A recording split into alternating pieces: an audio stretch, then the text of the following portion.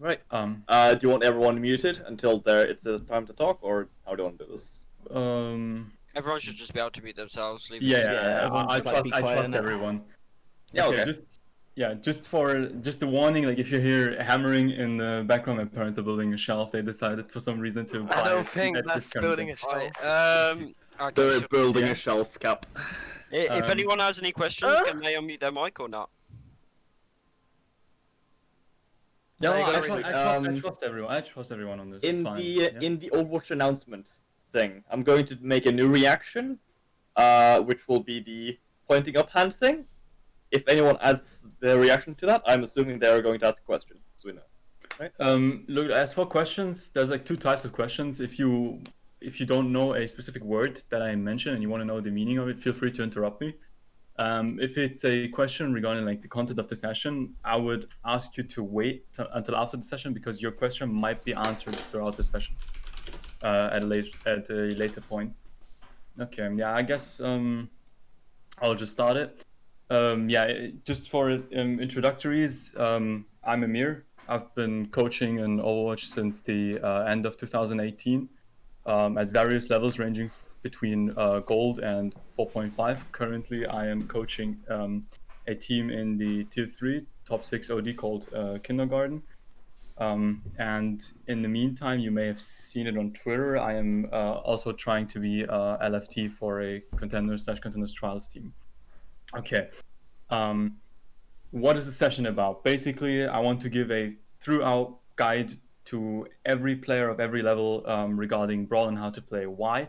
Or why did I choose Brawl specifically? Well, especially in the lower tiers, it's one of the most, if not the most, played comp. And we also had it in the form of Goats meta for over an entire year. So the majority of the player base is really familiar. Also, not to mention the fact that a lot of the characters in the comp itself are very popular among the players, such as like Ryan, or you would have like Zarya, for example, which we will talk about in a bit. Lucio is also very popular with the support players. Kree is also very popular with the hit scans. It depends, maybe not so. But Baptiste is also really, really good and fun character to play for a lot of people that I have had the experience to work with. So yeah, let's go through the basics of the Brawl and try and explain what this comp does and what this comp doesn't do. So a Brawl is basically defined as a more close range comp that has very, very strong control of the area that it has presence in. But the lack for Brawl comp is to have that this range that they're controlling is very limited, right? So for example, if you think about sniper comps and a Widowmaker, for example, standing here, would have control over this entire space, which is considered the Widow's line of sight. In contrast to Reinhardt, he would have, if he would play at this corner here at the choke, he would have very, very strong control around that choke, but the area is not so big compared to the space that the Widow would control. Generally speaking, this would be the main variation of the Brawl comp that is played at a higher competitive level. So let's go through each and every hero's individual role. Starting with McCree, he's basically the main damage of the composition. He would mostly try and take off angles, look for picks on the enemy backline. And then going on for Mei. Mei is basically, together with Ryan, mostly responsible to make space for the team and enable the team, in particular the Ryan. She can easily shut down enemy heroes and enemy angles with her wall, which is a key ability of the whole composition that you want to play around. As for positioning, we will talk about that in a bit. Not only that, but also given her her cryo and her freeze in general, she has a lot of utility and survivability. And her ultimate is very, very strong and allows you to single-handedly turn around fights, and is considered really, really powerful in general. Then going to the tank variations.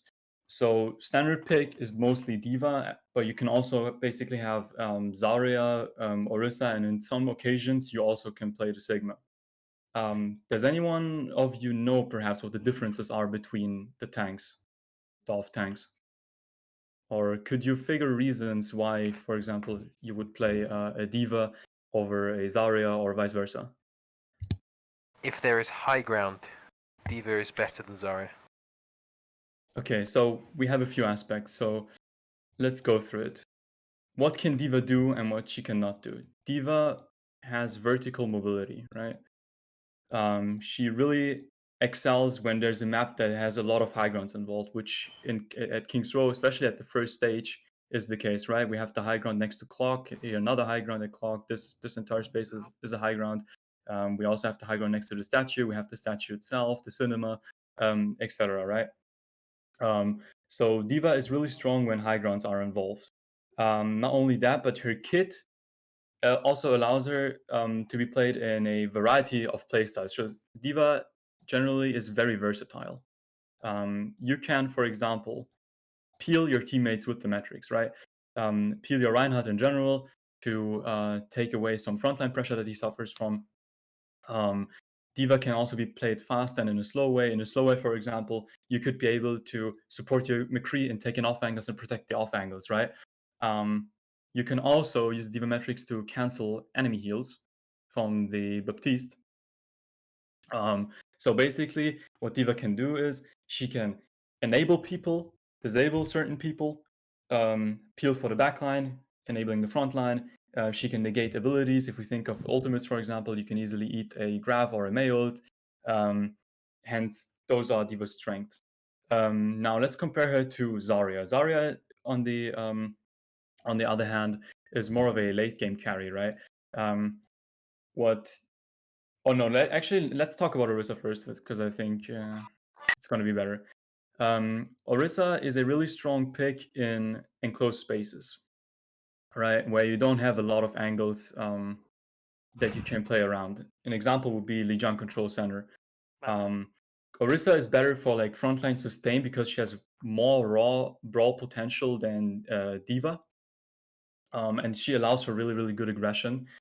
Plus, her shield allows the Ryan to swing, and the shield can also block enemy heals, such as the Diva Matrix, but it's just a different ability. One of the differences is that Orisa, for example, is better against beam weapons. That is a double-edged sword, but I will talk about that when we go through DPS variations. But due to her Fortify and her shield, she's basically better against beam weapons. And then the downside, basically, for Marissa would be that she sucks against angles, right? We have mentioned Diva can shut down angles with her mobility and with her metrics. She can just solo contest enemy McCrees that are flanking, for example. Orisa does not have that privilege. She places down her shield. The shield is static, and you have to live with that. If they get out angled, then Orisa becomes really weak. Last but not least, or before I talk about Sigma as a special case, would be Zarya. And I kind of see Zarya as a hybrid between Diva and Orisa. For example, what Zarya takes from Diva is also sort of peel potentials that you have with bubbles, but it's not as good as the Diva metrics, right? With the bubble, it just can be burst. Whereas with Diva, you have a continuous peeling factor of 2 seconds. A Zarya bubble, for example, can last 2 seconds, but it can also last half a second, depending on the team that you're playing against. So her peeling capabilities are not as good, which is also one of the reasons that you will not see her as often to be played on maps that have a lot of angles. She can, however, enable DPSs like Doomfist. She has a good synergy with certain DPSs that require you to go in, and that sometimes can be better than the Diva metrics. Then major weakness, as I talked about, she sucks at verticality, right? As soon as there's someone on high ground that needs to be contested, Zarya cannot do anything. Also, compared to Diva, Diva can just take the high grounds to play at an off angle herself if she doesn't support an off angle from the Kree, which Zarya can also not do. For a Zarya to shut down an off angle, she would have to try and spam it out with right click, which is not really efficient, or she would have to push that off angle, which takes a really long time, and most of the time you will not have that privilege. Last case is Sigma, which in my opinion, is more of a special case. With Sigma, you generally want to play slow. You have that spam. You also have that spam potential. You have that shield. You can also just sit down at an off angle, and it's better. Or Sigma is better at doing that than Zarya. Or Sigma also does better than D.Va, for example, is holding space. Due to his metrics that he also has, like D.Va, plus the shield. Now, a special case for Sigma where you can play him fast, for example, would be on Lijiang Control Center against a Sim Junk comp. Because at the beginning, you can literally, if we say, okay, this is the white room, I just pretend that this is the white room from Control Center.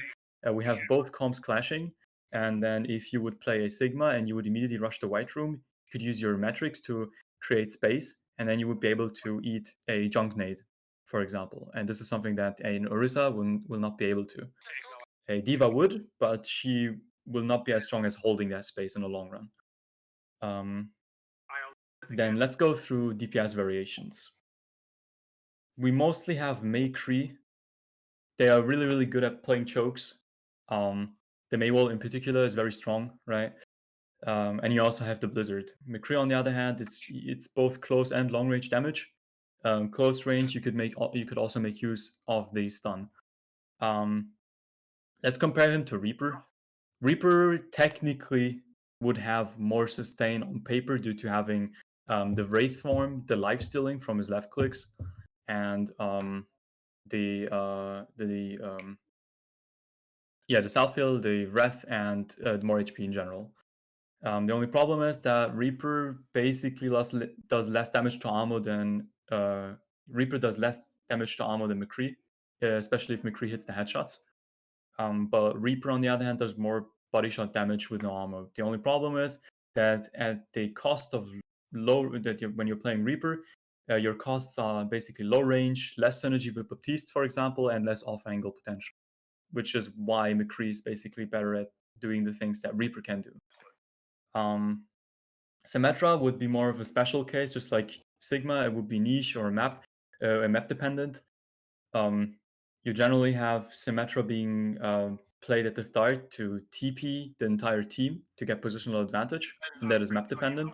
If you have a fighting area that you need to want to fight for and utilize the Mei wall for it, then it's worth to roll up with a Sim TP.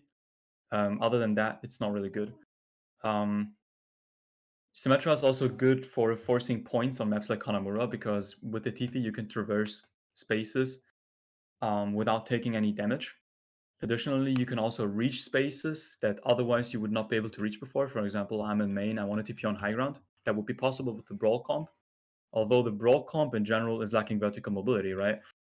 Except for D.Va and Lucio, and Baptiste to a certain extent. I've mentioned earlier that Orisa is good against beam weapons, but she also is kind of bad against beam weapons, or to be precise, beam weapons are also good against Orisa. The reason for that is that Orisa recently had that buff where she doesn't take any headshot damage, right? But a beam does not discriminate between headshots and body shots. So technically that buff is useless against beam weapons. Additionally, with Orisa throwing down her shield, it's food for the enemy Symmetra to charge her beam. Hence why both kind of counter each other to a certain extent. And then lastly, for DPS variations, you would have flankers commonly played against non-brawl comps, but for this session, we'll mostly focus on brawl mirror matchups. And flankers, again, are good against non-brawl comps. For example, against the ball comp, you could play Sombra instead of the Mei. You would have a hack, you would have an EMP, which is also a really strong comp, really strong ultimate like the Blizzard. And when you play a Tracer, for example, instead of the Sombra, she can mirror and mark the enemy Tracer. There's also more DPSs that you could play. As I mentioned earlier, Junk on Control Center works fine. If you have people with really, really strong niche heroes, such as Torbjorn, you could also implement them, especially at a lower level. You will mostly get away with it. So I would say just experiment and test. Find your perfect comp. Then support variations. We mostly see either Baptiste or Moira to be played. Baptiste's benefits are the lamp, obviously. He has more damage than Moira, especially shield damage, more range, more shield pressure. He also has that vertical mobility with his boots. And if you think about your team getting walled off by a Mei, Baptiste can just jump on that wall, still provide a mortality field, while Moira does not have that privilege. And also, Baptiste synergizes way better with McCree, right? If you think about off angling, but we will also talk about that later. Moira, on the other hand, has more raw heal, which makes her get her ult faster, and she can play better in clusters and allow for faster pacing. So Moira would, for example, work as a good pick against spam, right? Because of her AoE heals, that the same like Baptiste, and she also has more survivability with the shift against the dive comp. And the Moira ult would be less kiteable than Baptiste's. For example, if you play Baptiste ult here and the enemies at the corner, they just back off. If you play Moira, however, you can move with the Moira ult. With the Baptiste window, you cannot move. Okay. Then let's move on. Essential aspects of decision making. Some of you might have heard me talk about that before. Does anyone want to mention that there are 4 aspects basically that make the base of you making decisions? I'll give you the beginning letters and maybe you can figure it out.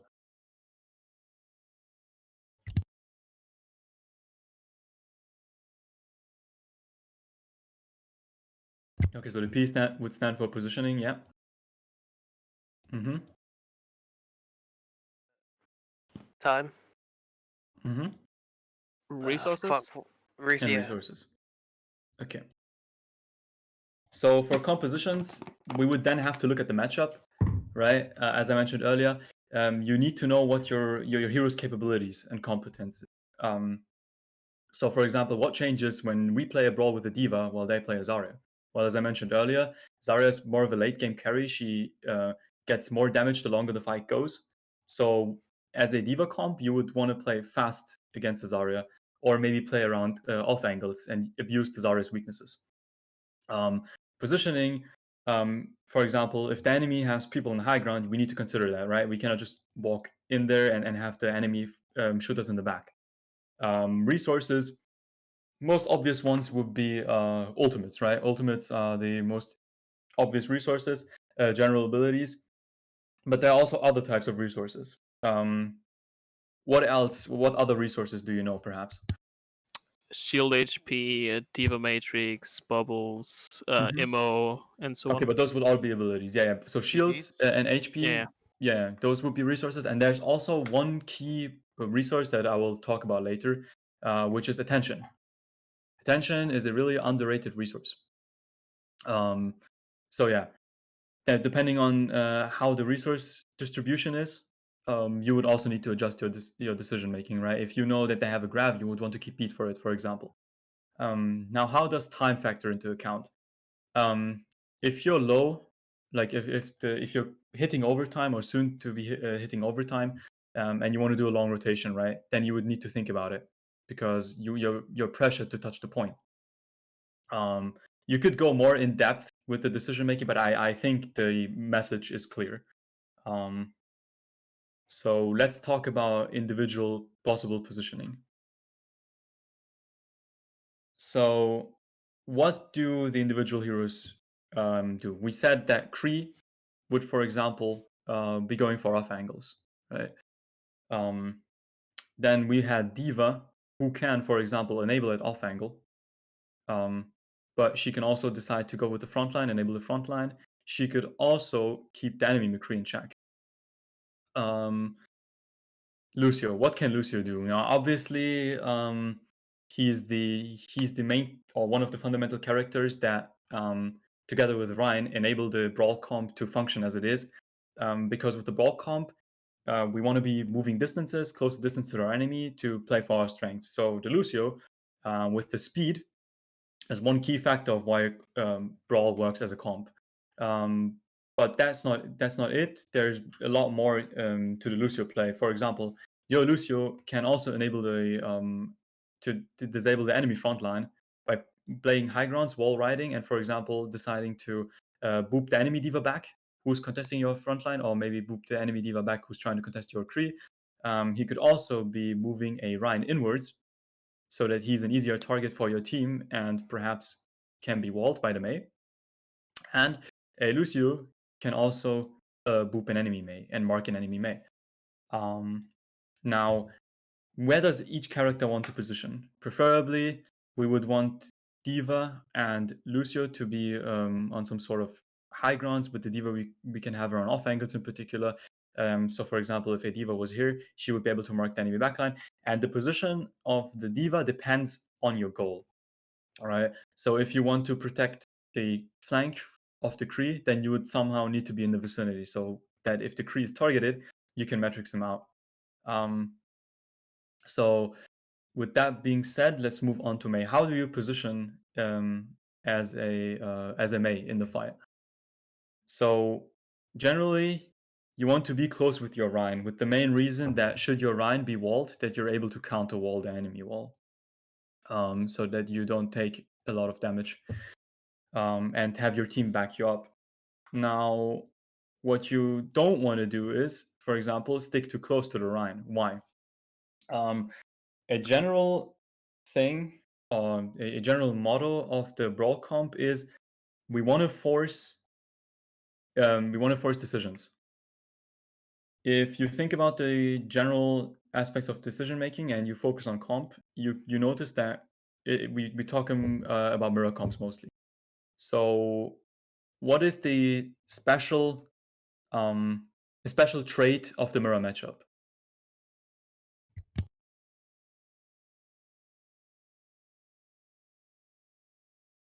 Or what is so special about the mirror matchup in general? We basically have same strength, and if we have the same strength, what do we also share in the mirror matchup? Ults. Okay, yeah, so same capabilities and same weaknesses. So at the end of the day, since in the mirror matchup, what it comes down to is who can utilize their capabilities and their resources better than the enemy. And we can do that by playing for map control, for example. And this is why it's so important to play off angles, because it forces decisions from the enemy.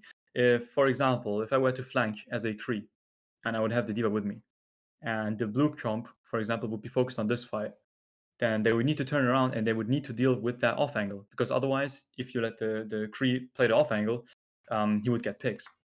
So the more decisions you force upon your enemy, more decisions,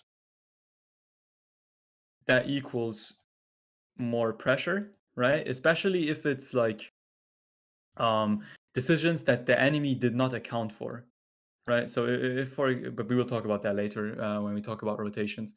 So more decisions create more pressure, and more pressure basically creates more opportunities for us. And this is what we want to focus on.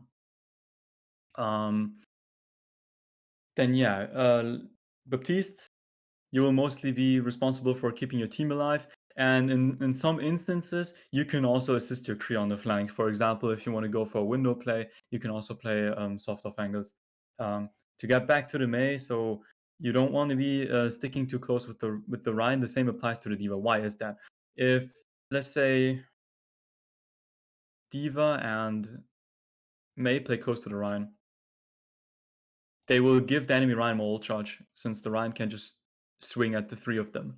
So it's not effective. If you want another perspective of why you should not just play clustered, but try and maintain a certain formation that makes sense, but also allows you, in the case of need, to go back together and play as a cluster.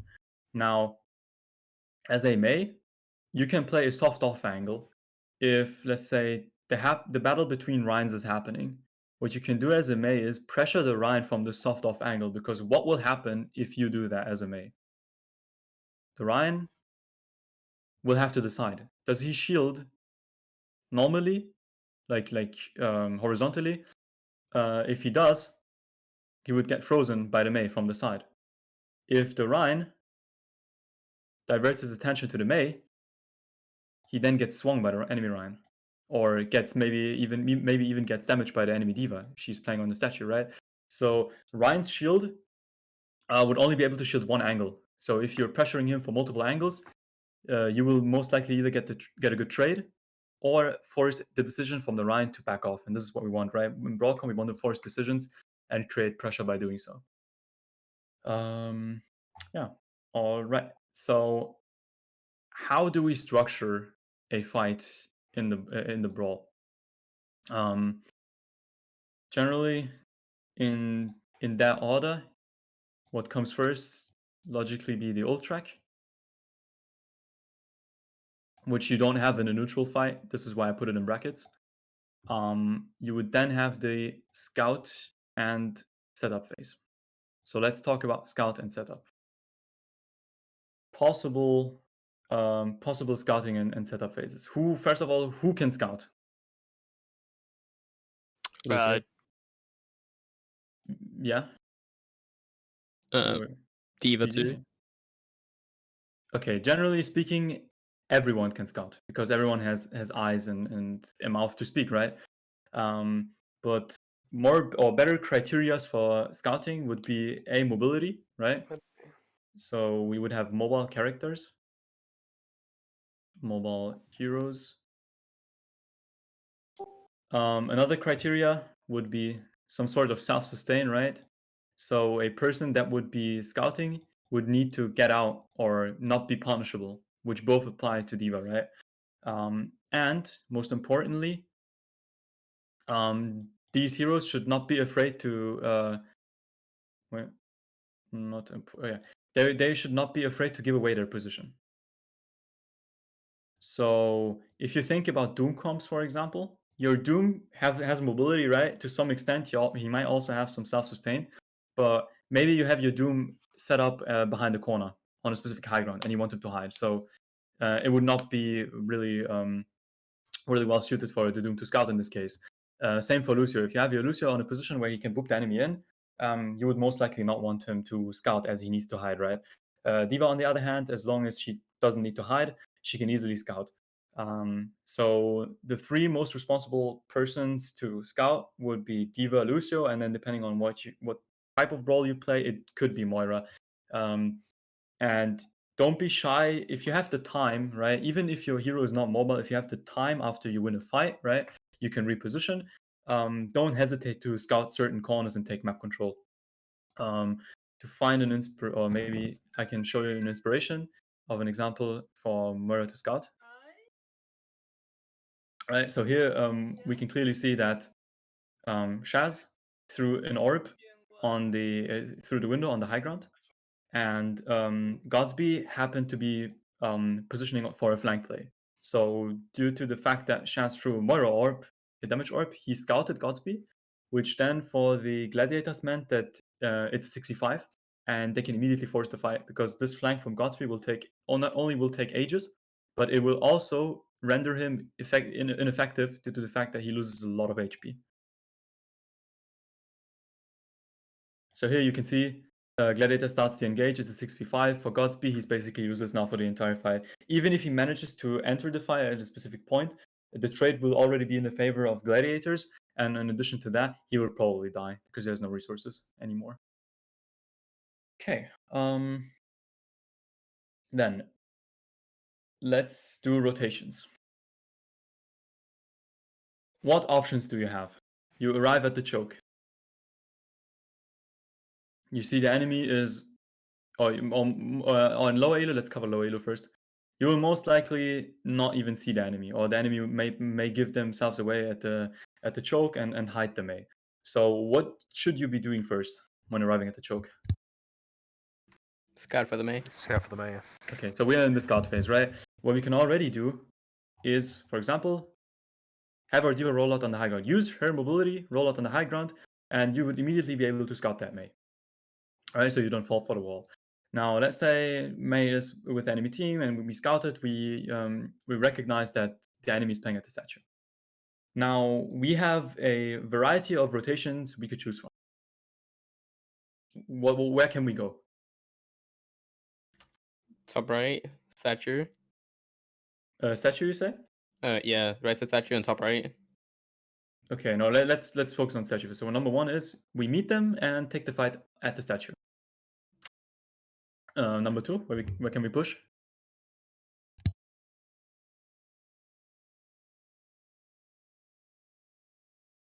I mean, this top right thing, this thing like yeah. All right, the longer rotation. I mean, all of them, like hotel. Or the short rotation left side. Yes. So those are basically the main 3 rotations, and each of them has its up and down sides. The most common one is, especially at the lower tier, people are meeting at the statue, and yeah, while it is fairly easy to do, it doesn't take a lot of time. It is RNG to a certain extent, especially if you don't know how to play the neutral fight and play around your abilities properly. That is because at the end of the day, then, if you play around statue, both teams basically have the same chances of winning the fight. Both McCrees could off angle at the other side of the statue, right? So what it comes down to is who, in this case, for example, hits the better May wall. So while it is fairly simple to do, it might not produce the best result because it has a certain RNG factor in it.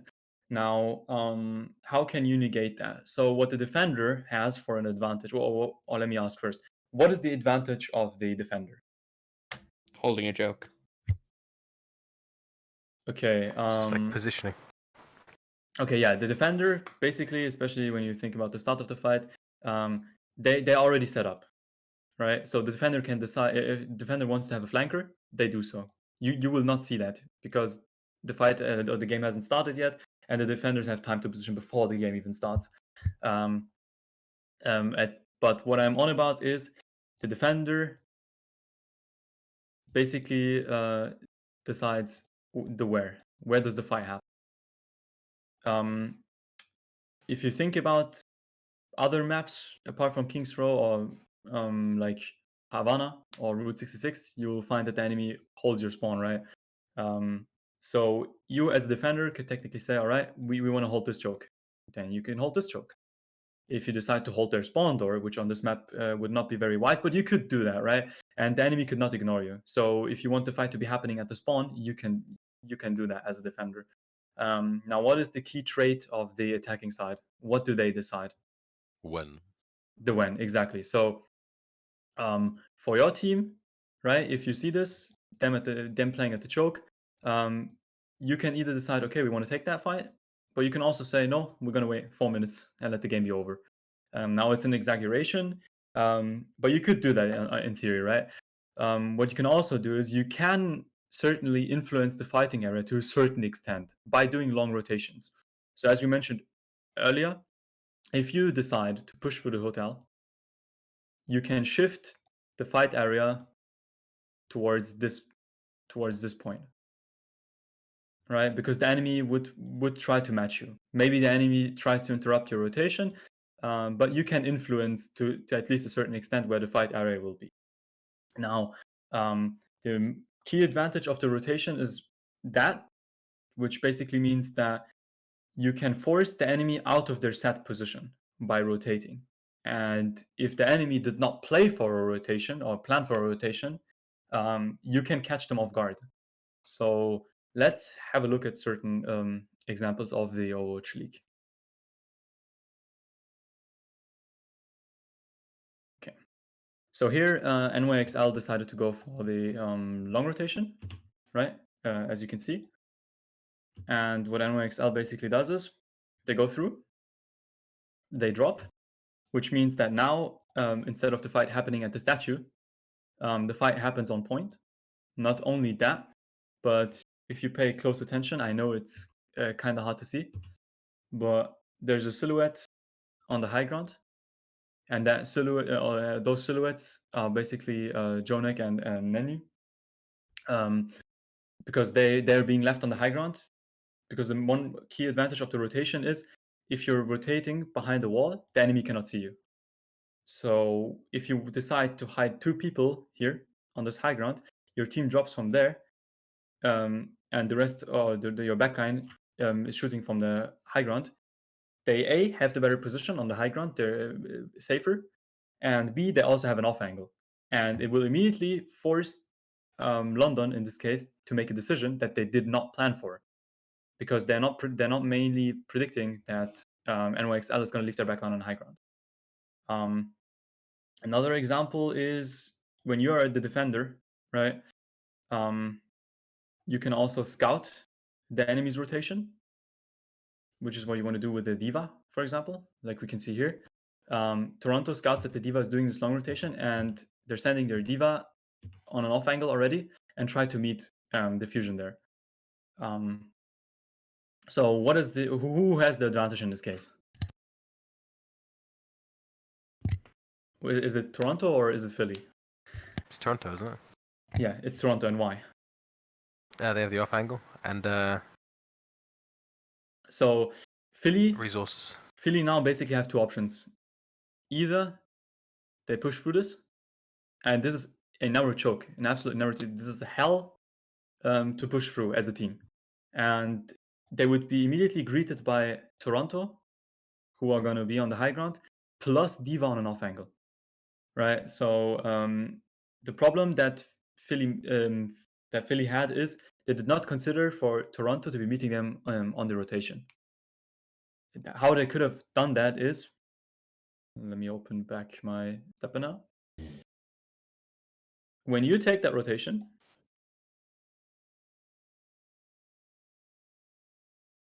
the enemy has two options. Or three. Let's say they have three options. Option number one, they meet you, right? They walk up the high ground and they meet you.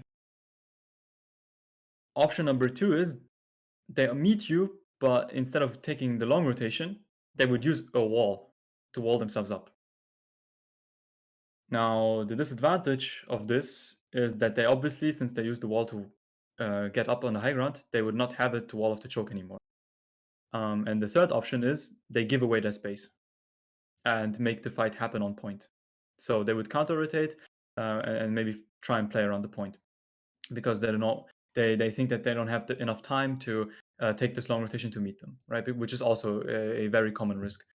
So what you should do as an attacker to identify what the enemy is doing, place your D.Va at the choke.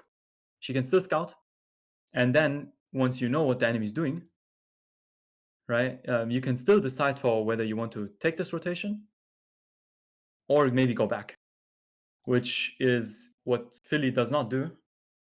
And this basically gets them killed, right? So here we can see the D.Va is with them, so they did not place their D.Va for scouting. They walk through, they get walled, and immediately absolutely destroyed. An example of doing it the right way would be the Boston Uprising. We can see Boston leaves Muffin at the back, right, in the main choke, so he's scouting. Now, as we can see, Philly used that wall to get up. So they're basically trying to do what Toronto did to them. But then again, they did not account for the fact that Muffin is standing in the main choke, scouting. So Muffin reports back to the team, tells them that they mirrored them by using a wall. So Boston immediately goes back, so that Boston will not have to push through that tiny choke. Boston then goes back, and what basically happened is Boston got Philly's May wall, which is an important cooldown in this comp, without a significant trade. Yes, so now let's have a look at potential off angles.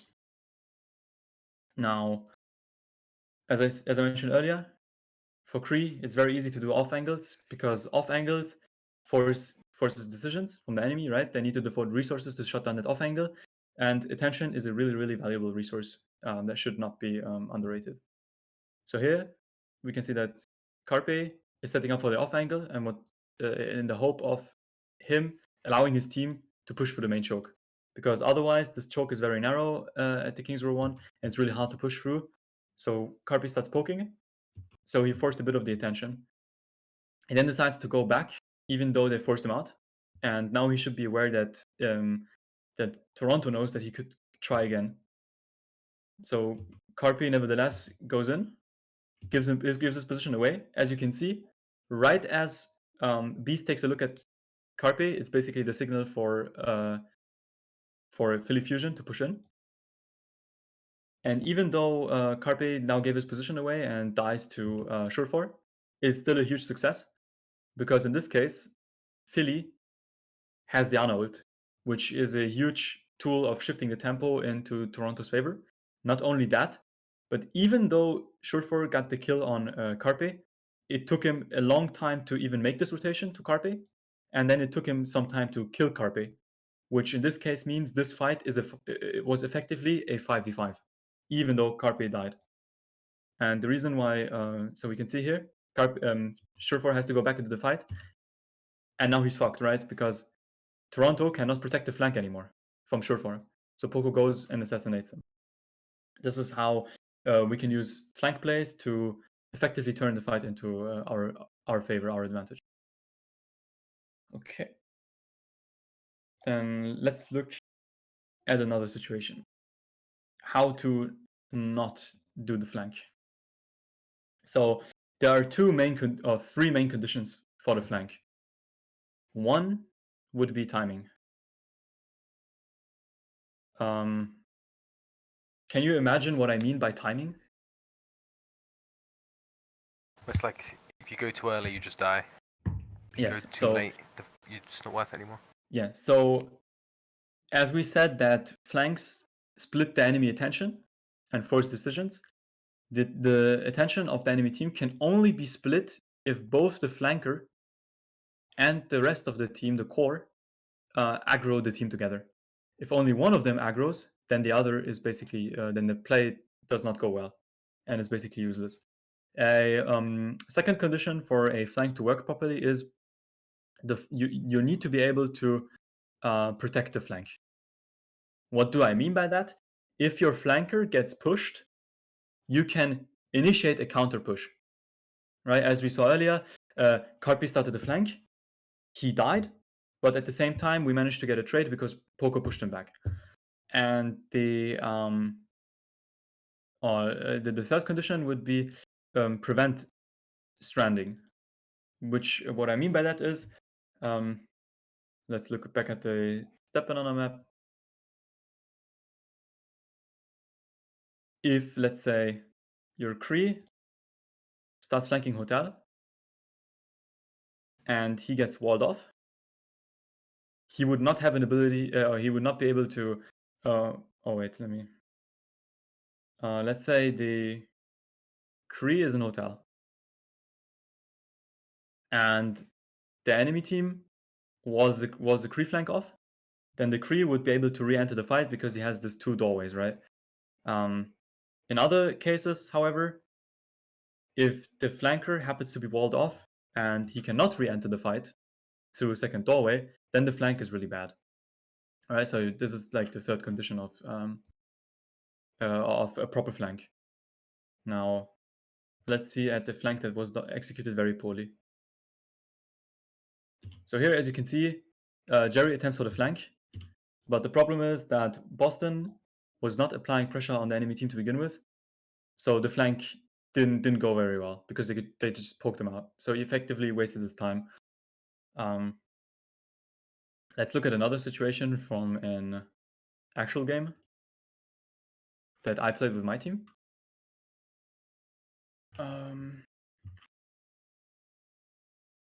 And now I want you to like try and analyze the situation.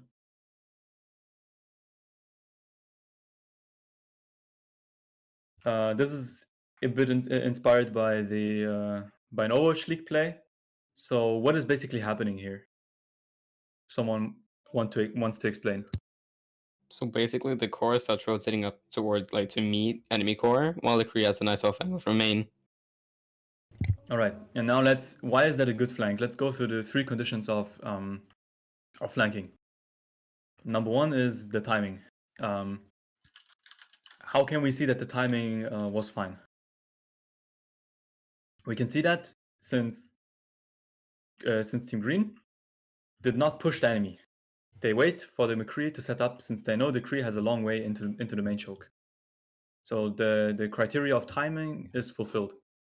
Second one is protection. Is this Kree protected? If someone wants to contest that Kree, would we as the core be able to protect them? Yes or no? I mean, it's like you don't really need to, right? Yeah, the flank is, it's really, really hard to contest that flank to begin with because one diva shift will not be enough to reach that Kree. So you would at least need to initiate a dive by the diva Lucio. And even then, you can still say, all right, if diva Lucio are going to dive our Kree, we can just push the enemy core, or we can send our own diva, and maybe diva Lucio, to counter peel. Right? So the protection, the criteria of protection is fulfilled as well. Now the third one is what happens if the flanker gets walled off, right? If the Mei, in this case, decides to place a wall. Yep. So that criteria is fulfilled as well, which means in this case, as long as Team Green plays it up very slow and takes advantage of that off angle, they're going to have huge success. Also, additionally, since the enemy is playing Symmetra, so they don't need to take the fight at this stats anyway to go into beam range and feed her. So let's see how it turns out. So here we can see the McCree got scouted, but the diva is well aware that she cannot do much in this case. The Kree obviously is being poked out by the enemy Kree, but it doesn't matter as much because he still has the Mega and he can take a few shots at this range. Now that the point unlocks, you would need the diva to contest the point if the enemy team wants to take advantage of the high ground. So when the diva sits on the point, she's going to be out-angled, right? Because you have the green team in the front poking her, while at the same time the Kree is poking from the back. So the Sim tries for an attempt to contest the McCree, which doesn't work out very well given the nature of Sim as a hero. So here we can see the diva is on point and it's basically indecisive. The only problem is that the core from the green team decided to push, which they should have not done. Instead, they should have went for the point contesting. Nevertheless, kind of works out with the off angle since our Kree gets a lot of value from this angle. We end up losing that fight, but that doesn't matter because the off angle play that we focused on was a huge success. All right. Now, let's look at another example from another VOD.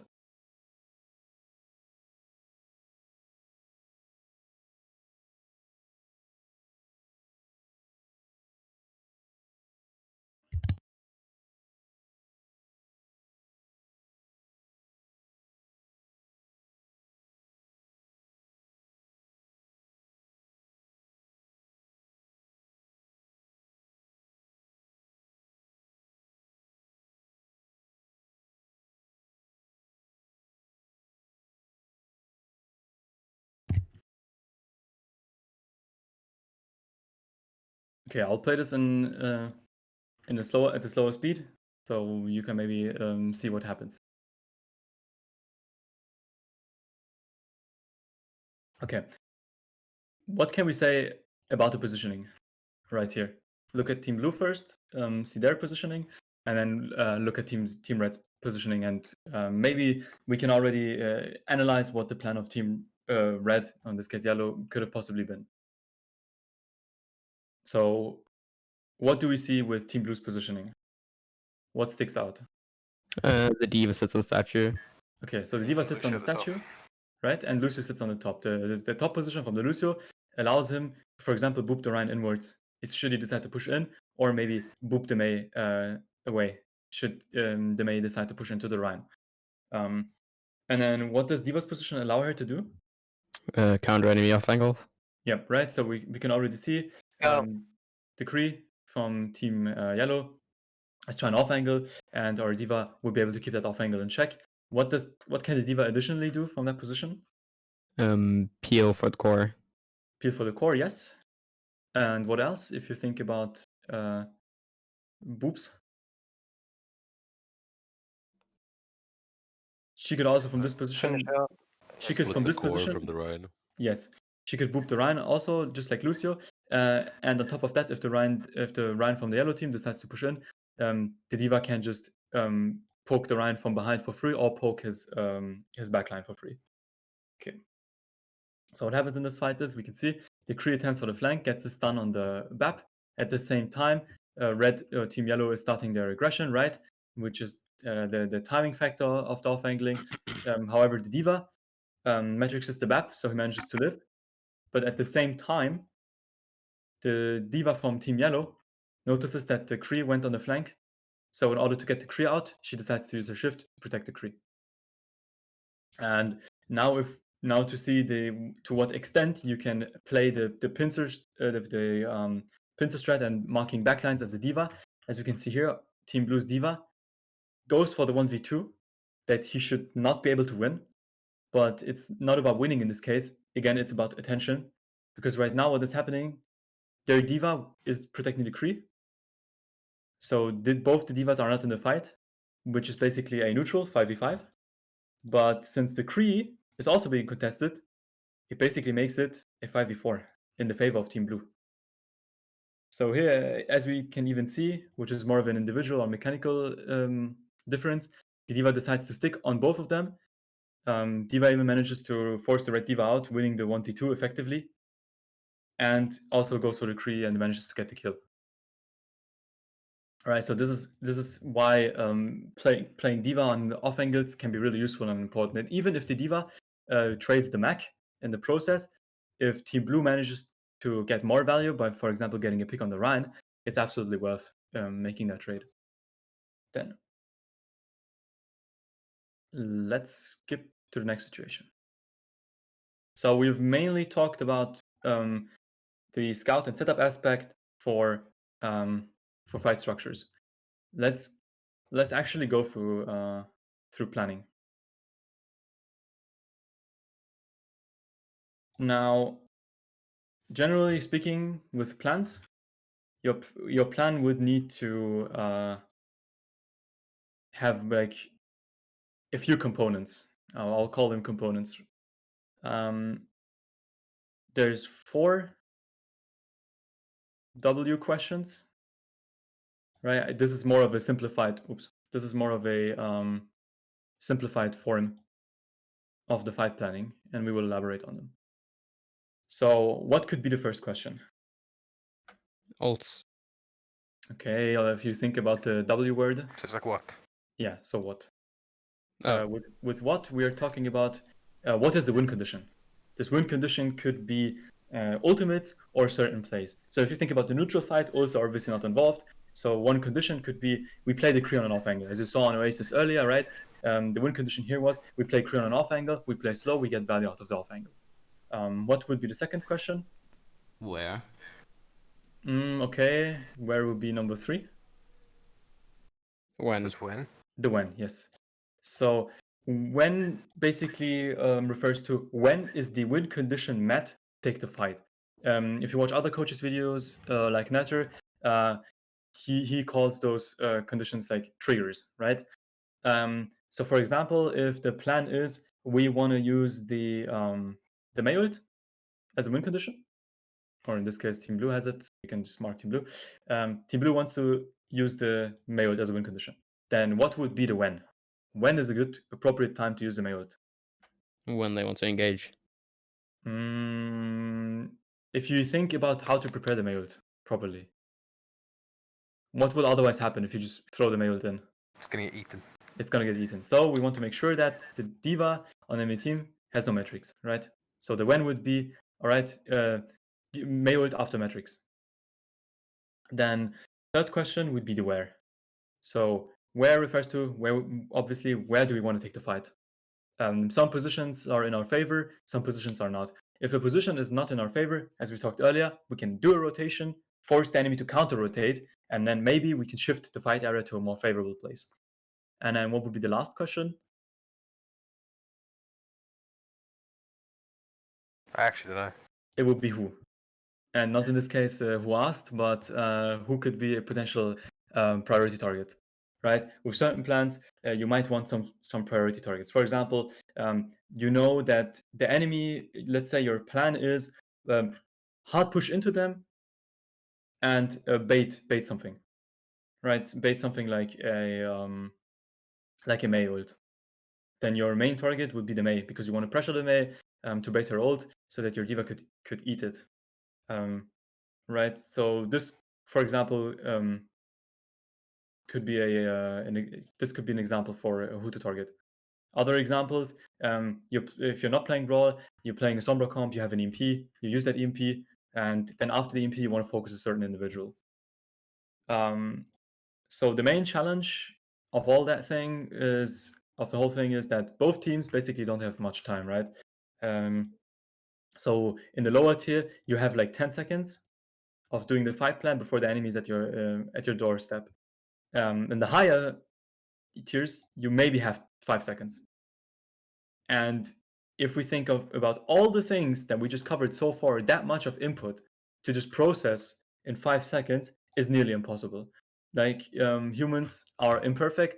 So, for example, when you do the ult track, as soon as the ult track is inaccurate, you say, for example, they have mailed, although they don't, then you already have a lack of information, which obviously negatively impacts your fight plan.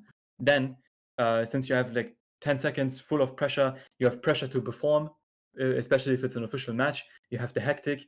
So it always makes it hard to plan perfectly, which means that the main focus, right, is not the plan itself, but it's playing or executing the plan.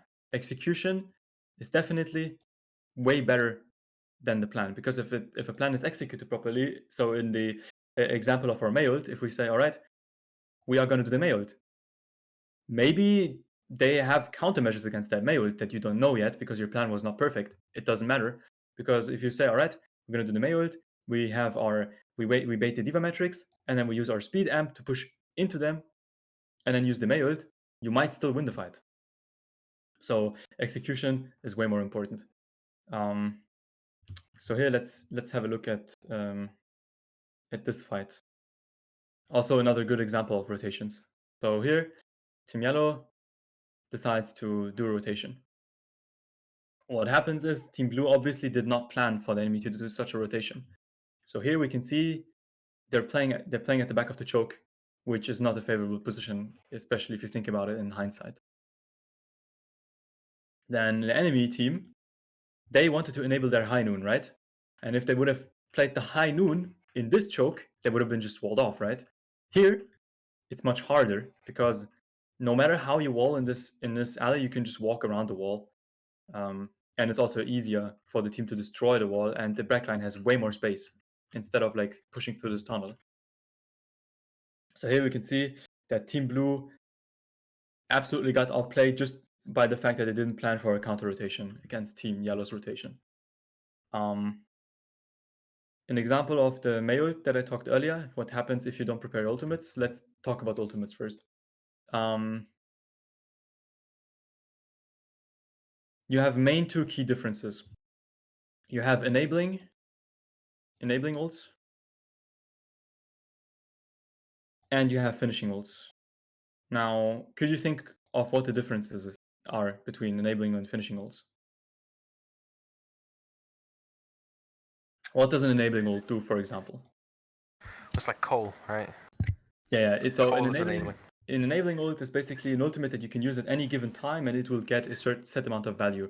Mostly, you use that ultimate to force a trade and to bait enemy resources. So if we think about this comp in particular, what would be an enabling ult here? The High noon. The high noon would be enabling, right? Because with the high noon, we would immediately, for example, force an enemy main wall. We would force the enemy diva metrics, and maybe if the high noon lasts long enough, we would force an immortality field. Any other ults? Window. Yes, the window is the same principle. We force space, we force a tempo shift, and just like the Kree, we force enemy resources. Another ult, there are two more ultimates. Yeah, Diva Bomb. The Diva Bomb, yes. The Diva Bomb can create space, and we will look at an example in a bit. Mailed? No, Right, it's got to be Lucia, right? the beat. Yeah. Yes. And then in contrast, we would have the finishing ults with Shatter and Mailed. Pretty simple, as we said. With the Mailed, if you just throw it at the enemy, they will just counter it because they have resources. If you didn't bait the enemy lose your speed, they will just speed out of it, even if it goes through the Diva metrics. And with the Rhine Shatter, you cannot expect someone to consistently hit the Shatter. So it's, for example, more wise to use Window, bait resources of the enemy, and as soon as they have no shield, for example, because it took so much damage, you can then finish it with the Shatter. So yeah, here we can see Yellow's second attempt to do a rotation. And in this case, as we said earlier, you are unpredictable in a rotation because the enemy doesn't see you. So since Team Yellow did the rotation once and went through it through the entire map, flipping it, blue expects them to do the same.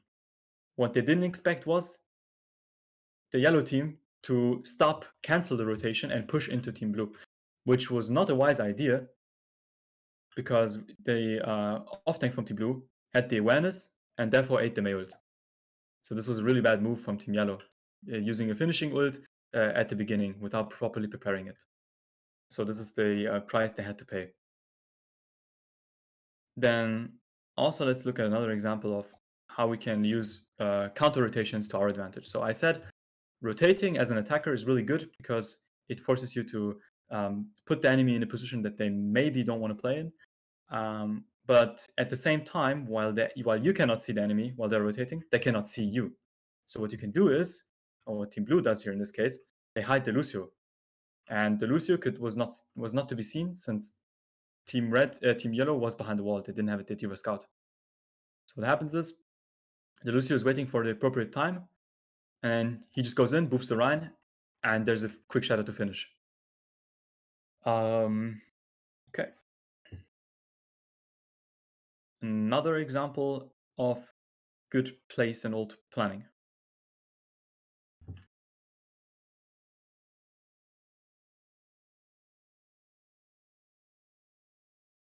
Here we can see Team Blue waiting at the statue, not engaging, because the Kree and the BAP are rotating. The reason why they're both doing that is because the Baptista's window, so he can enable the Kree.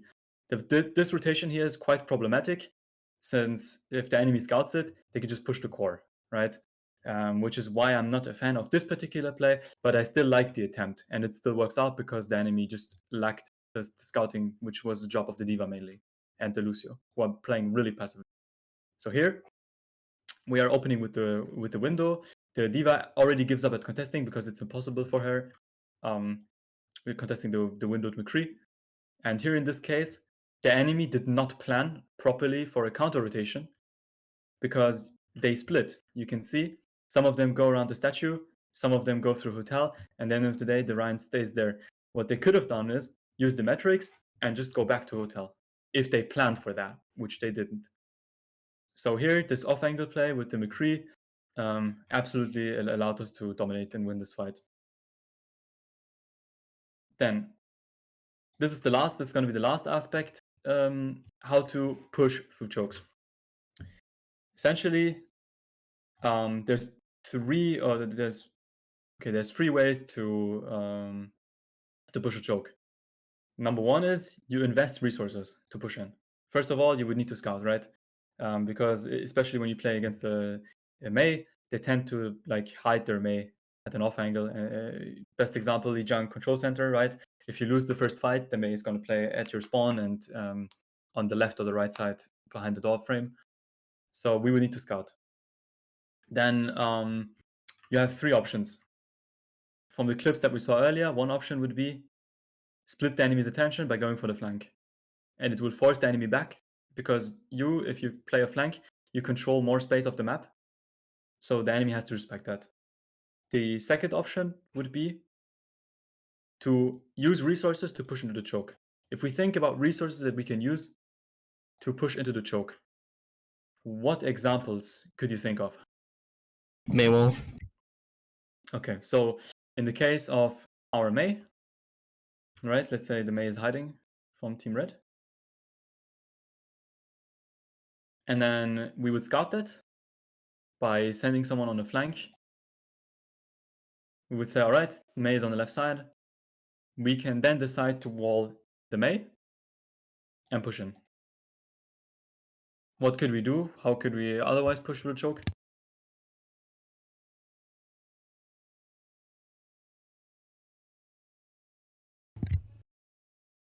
We can, for example, use a space-making ability and enabling ability such as the D.Va Bomb. Right? So here, we can see that Team Blue is waiting. They're pushing in with the D.Va Bomb. They're using it because it creates momentum for them. And they managed to take the first pick. The only problem is you cannot do that play when you know that the enemy has a Mei ult. Because if they're especially prepared for it, they can just push into you with the Mei ult and they can land it perfectly since there's no one to matrix it. But other than that, it's also a really, really good method. Generally, there are a few situations that can happen around the choke, but I do not want to go too deep into this. So, number one is if the Mei is on off angle. You can either, as I said earlier, wall the Mei and push the core, or you could also say you push the Mei, right, and wall the core. Now, this always depends on the situation of the enemy Mei's position, because here, for example, if let's say the Mei is here or there, and you wall her, then she cannot re-enter the fight because she would need to rotate all the way back. It would take way too long. But on some maps or other chokes that are not hard chokes, maybe you say, wait, let me find a good choke. Okay, let's just take the statue. So if your team plays here and the attacking team goes that choke and there's a Mei, then you might not, or the Mei is playing around here, sorry. Then you can maybe wall off the Mei, but the Mei can just re-enter the fight fairly quickly. Or maybe the wall is not even enough to cover this entire thing.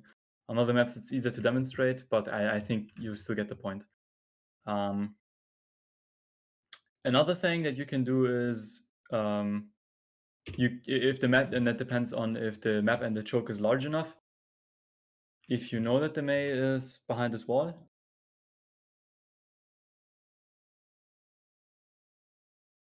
you can send your Diva Lucio to push her. It will immediately force her cryo, and it's absolutely useless for the Mei to try and wall the Diva Lucio because they can just escape. The only thing that you need to prepare for is their core will not stand still, right? They will obviously help. So you would need to be prepared to push the core.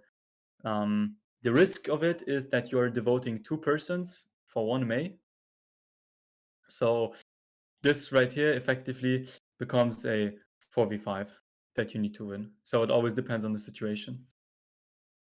The absolutely last situation in the fight structure. So when we talked about fight structure, we said, all right, the first one would be Ultrac,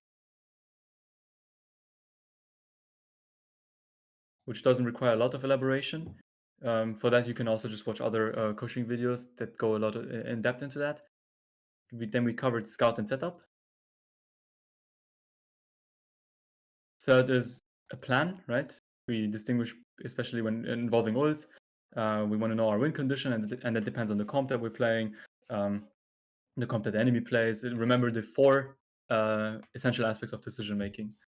And then the 4th step would be execute that plan. And those are connected. And the 5th would be the mid fight. Now, the mid fight is the most complicated aspect because most of it, especially from a player's perspective, can only be evaluated in hindsight because you have no overview of the fight.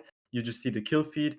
You kind of see a complete fiesta because people are split around, and especially in the lower tiers where people are not familiar with or don't have as much spatial awareness of the team's positioning. Fights can get really, really messy, so it's kind of hard to decide between what to do in the mid fight. I will keep it short, and then if you want to know more about mid fight, I guess I would recommend you watch videos from other coaches like Nata or Coach Hayes. When you enter the mid fight, there's a trade that happens. That trade will mostly involve resources, and picks, right? And then depending on the situation, you need to you have 2 options. If a trade happens, what is option number 1? It starts with the soft. Okay, you can soft reset. So you can soft reset after a trade, or you can counter trade. Now, what does that depend on? It specifically depends on how the trade happened. Example, if, wait, let me go step banana.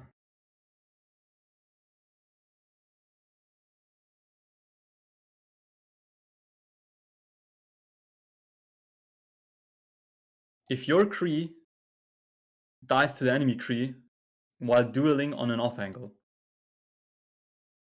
right before the fight properly starts, right before anyone pushed in, used mails, etc., then you might not want to take the fight, because at the end of the day, like brawl comp is a resource-based comp, especially the mirror matchup.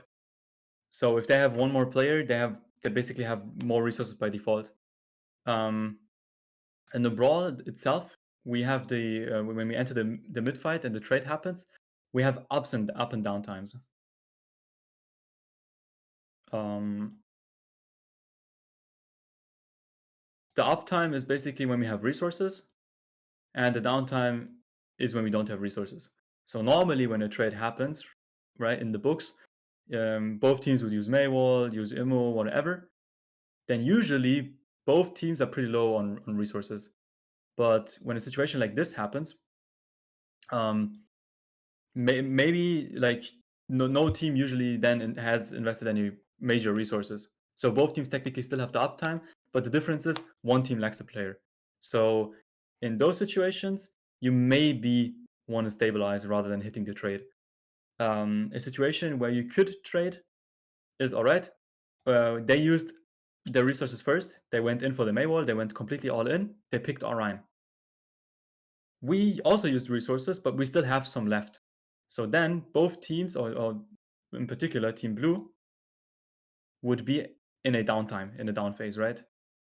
And you can use that down phase to say, all right, we have a time window of X seconds until they get back until they get back the resources and acquire an uptime. So you can go for the trade and maybe pick off the Orion. All right. So this always depends on the situation. I would generally say look at the resources used, and then and then it depends on whether you are one up, or if you have the advantage, the player advantage, or if the enemy has the player advantage.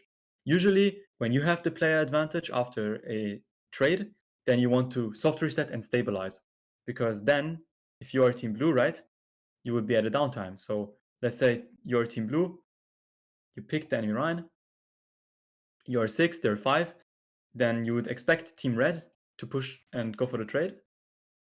So what you want to do as Team Blue, go back, stabilize, because they just lost their Rhine. You will win the fight over time anyway. And then when you got back resources, you can push back in. Yeah, and if you are Team Red and you are down one, you can force the trade.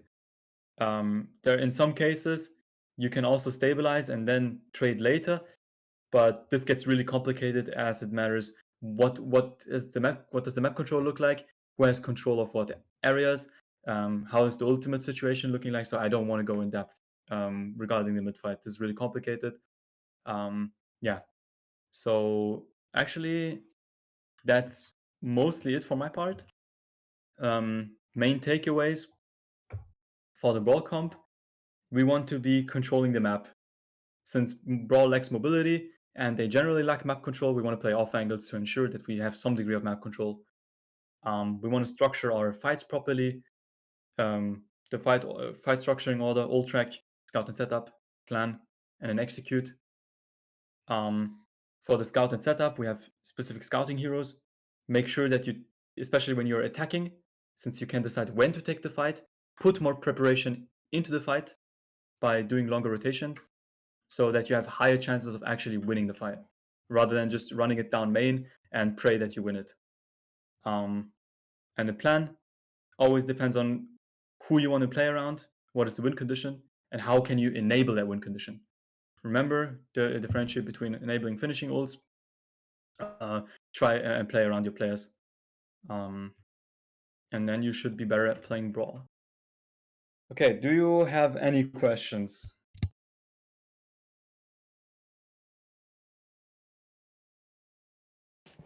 Nope. Nope. Okay. Yeah, this was a lot of input, definitely. So you might not be able to apply it all at once, but it's not the intention of this presentation. It's more to give you an overview of how you can play certain comps, varieties of comps, and maybe you will find inspiration for one or two off-angle plays that you can apply to your scrims. Just use scrims to limit test. If it goes wrong, you look at it again after the scrim, look at the situation, see what you could have done wrong, better, what you did wrong, and then go do better next scrim. But please don't just run it down main. Think about your plays. Just because you're afraid that of something new doesn't mean that it's bad. Just give it a try. So Yeah. if there are not any questions, then I would say that's it for my part. And thanks for coming in and thanks for the attention. Yeah, I have thanks a for your quick time. question. So, Yeah. like, when you play brawl with play brawl with Farah Mercy, like instead of Lucio and May, what are the signs? Yeah, it's kind of unconventional, but still, like, what are the signs you need to watch out for to move your core into position to engage in the fight? Wait, you mean when you are the brawl with the pharmacy? Yeah, when you are the brawl. I mean, I would generally say don't play it. You will probably get away with it in the lower elos because you don't get punished. But then I would say try and force fight areas where your Farah has an off angle where she can just blow the rockets into the back of the enemy Ryan. Yeah. So yeah, I would say if you are the brawl with the Far Mercy, you would not want to hold the choke because there's barely any space that the Farah can take, especially aerial space, since the skybox here is not very high. So you would, for example, say, all right, we can hold here further back, let the enemy come in and have our Far Mercy here, for example.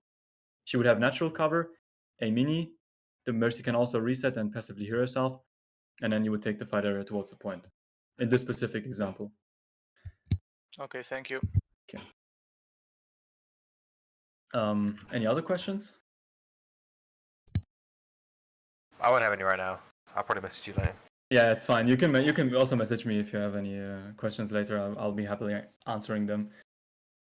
I might not answer right away. It depends on how busy I am and how in depth I will go into that question, but I will surely answer them. Okay. All right, well, thank you very much, mate. Yeah. Thank you, Amir. Thank you. No worries. Thank you for the coaching. Thank you. Thank you. Jen. Thank you.